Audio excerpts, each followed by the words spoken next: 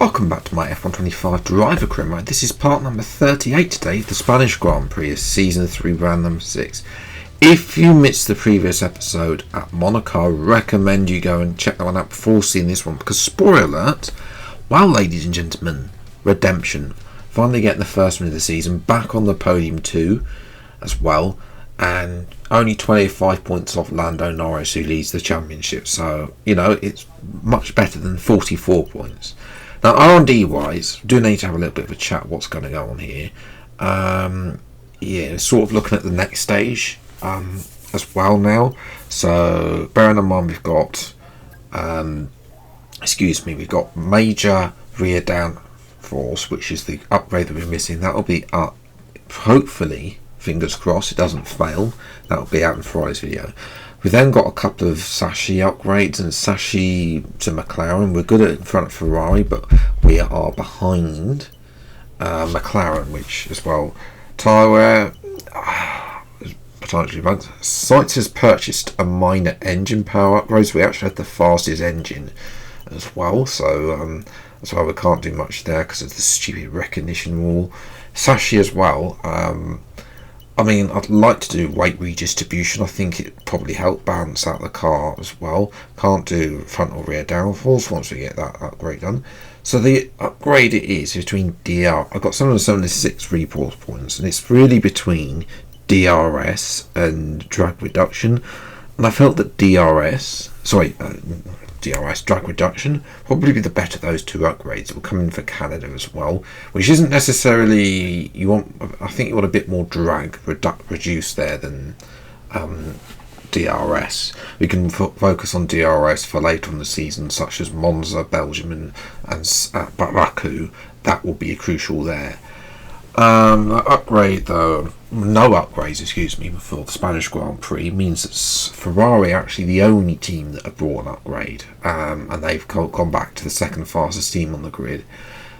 Yeah, it's only 1 week after Monaco, so it's a triple header, so not really expecting too much there. It's only possibly a minor for them, so we'll have to wait and see. But we're now going to move into qualifying, which let's get this over with.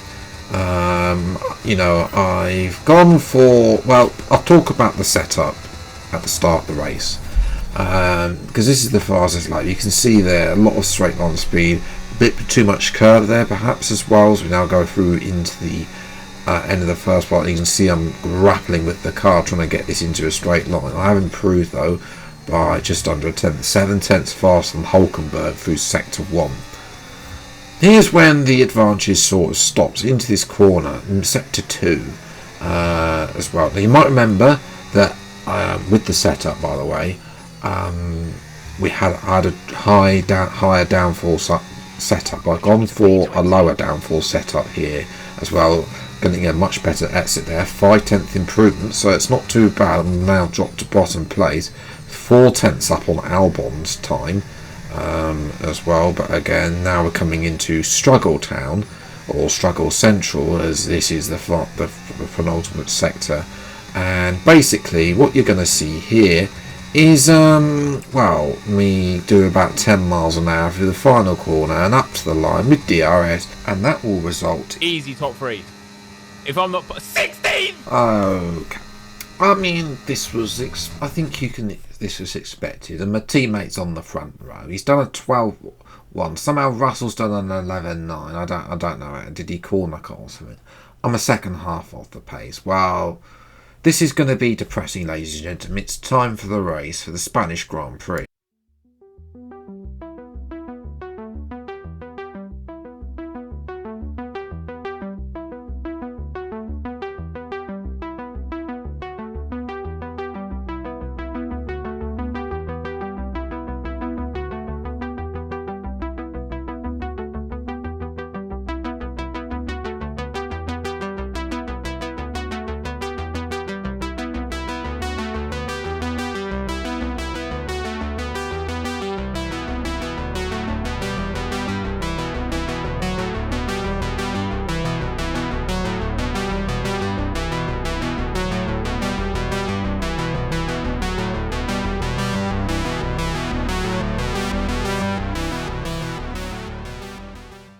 So I actually recorded this race twice.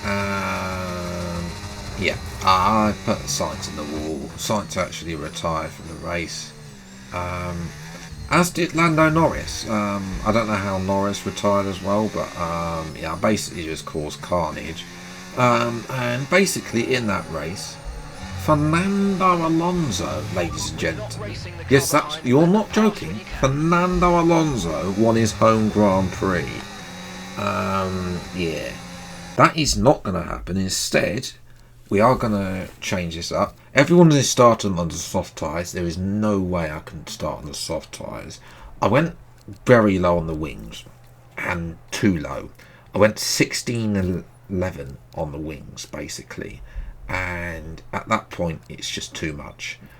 So I updated the front wing to 20. Actually, it went 2016 at a time trial lap and went 3 seconds faster after this race. 5 red lights are out though, and away we go. I've got to make the most of this. Why these mediums are not sliding around on the rear, and it's a much better start than Gasly and Colapinto and Hajar, excuse me, as well. Down the inside as well. I mean, I'm on a mission to get as many places as possible before I cause a trolley train as well. Can't get in front of the two houses, but I'm up into the points and ahead of championship rival Charles Leclerc down the inside of Ollie Behrman at the end of the first sector. Thank you very much. Up to P9. As well, let's keep this going. You know, these are the good times. You know, before the tyre wear gets dreadful. As well, that was a simple overtake. Leclerc's going to get Behrman as well. Ocon and Antonelli are coming through, and I'm literally going to, at this point, decided to, you know, I'm just going to push Ocon through the corner to make him hurry up and get in front of Antonelli. And Antonelli has lost 2 positions to space of a couple of corners. As well, here's a replay of this then. Didn't get any damage, fortunately, from this by pushing Ocon through the corner in front of Antonelli. And next up, we're going to get Ocon. I mean, that Alfa Romeo Ferrari engine is not quite as good as the Works Ferrari car engine as well. Yeah, I wanted to move back to the racing line here to take this corner, and then there was just a slight little bit of bang on the wheels there, nothing malicious intended. Up at the front, things have been made worse by the fact that Sainz has taken the lead at the head of George Russell. I mean, it's nice for him to win his home Grand Prix. It's actually refreshing to actually have a teammate that's able to win Grand Prix. Like, I don't believe I've ever had this before in any of my career modes. Yes, I've had 1 or 2 on Grand Prix and I'm sideways through that corner. That's the tyre wear coming in already as well. Now, in terms of the championship wise, I'd love a lot. Norris has just stayed just in front of me, so I'm losing damage limitation, you know. Unfortunately, Lando's had other ideas and has decided to race his teammate. He's not able to get past on that lap, but the following lap, Piastri has lost DRS to George Russell, who's had a start and falling backwards through the field, and Norris is in front of Piastri. I've got Ocon down the inside. No, 32% now. That's 36% on the rear left. The rear left is the problem tyre, which is why I'm sliding about all over the place. You can see there, at this point I've had enough. 39% at the end of lap 10. It's time to come into the pits for the hard tyres. Stupid objective and all that as well. Compare that with 7 on the front right, so you know that just makes everything worse. That's why it's so slidey. It's the fact that the tyre wear is not equal. You want tyre wear equal across all tyres. I've also seemed to have damaged the floor as well, so I've got slight floor damage to its lime green. You can see on the bottom right. So I think that's just going over a curb too much. So yeah, I don't know actually where I got that from as well. Leclerc has jumped Ocon. Of course he has. So to make my life a bit more of a misery, not only am I going to have terrible tyre wear, I've now got the full Ferrari engine to deal with, which in this career mode is exactly like the 2019 Ferrari engine. Leclerc on the go there, but unable to do that.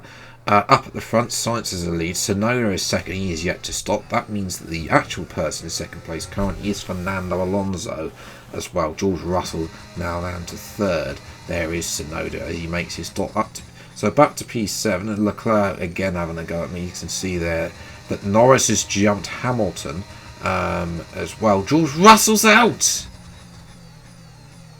I needed him to finish in front of Norris as well. He's just pulling over as Leclerc had a go at me there.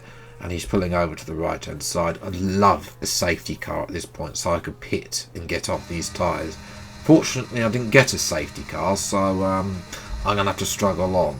18% already with 6 laps to go as well. It's only going to get worse from here. And I think that the tyre wear, the second stage of tyre wear on this year's game kicks in early as Leclerc's got the inside there at the end at turn 10, I think that is, as well. I can't do that. You can't get past that as I keep to the outside. I think, was there a bit of damage when I will replay? There's me getting way wide.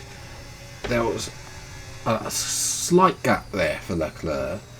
Yeah, and then of course he can't keep down here inside there at turn 10. So watching Tsunoda, he's on the move. He's getting in front of Ocon as well. Those fresher hard tyres seem to be working well for Tsunoda. We'll see if he can catch up though, getting past Leclerc. We will have his final go into turn 1 as we reach the last lap.